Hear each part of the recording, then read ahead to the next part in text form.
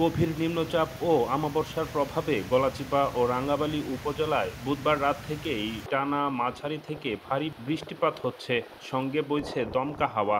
এরই মধ্যে জোয়ারের চাপে একাধিক স্থানে বেড়িবাঁধ ভেঙে প্লাবিত হয়েছে কমপক্ষে ২০টি গ্রাম। ফলে গলাচিপা পৌরসভা সহ উপজেলা ও রাঙ্গাবালীর বিভিন্ন ইউনিয়নে হাজার হাজার মানুষ পানিবন্দী হয়ে পড়েছে।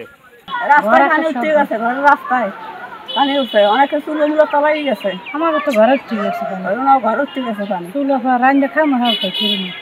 স্থানীয় সূত্রে জানা গেছে, গলাচিপা পৌরসভার ১, ২ ও ৩ নম্বর ওয়ার্ডের বেড়িবাঁধের বাইরের এলাকা প্লাবিত হয়েছে। প্রায় ২৫০০ পরিবার এখন পানিবন্দী অবস্থায় মানবেতর জীবনযাপন করছে। ঘরে ঢুকে পড়েছে জোয়ারের পানি। অনেক পরিবারের চুলা পর্যন্ত জ্বলেনি, খাবার বন্ধ।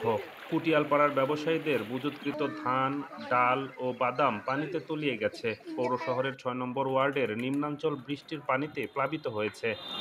আমরা খুব নানান তাগাদায় আছি, ঘরের ফ্যামিলি সহ নিয়ে অনেক খুব দুর্ঘটনাভাবে আছি।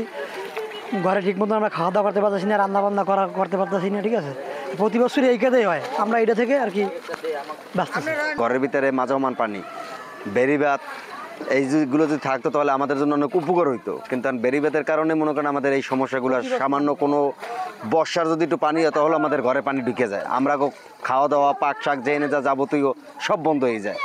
এই তো এখন কাজ কাম হালাই দিয়ে ঘর গুছান লাগতেছে, ঘরের মালামাল উঠাইছি, আবার এগুলো গুছাইতেছি। আবার রাত্রে এর চাইতে বেশিও পানি হইবে, রাত্রে পরিস্থিতি আরও খারাপ হয়ে যাবে, ঘরে থাকার মতনই পরিবেশ হবে না।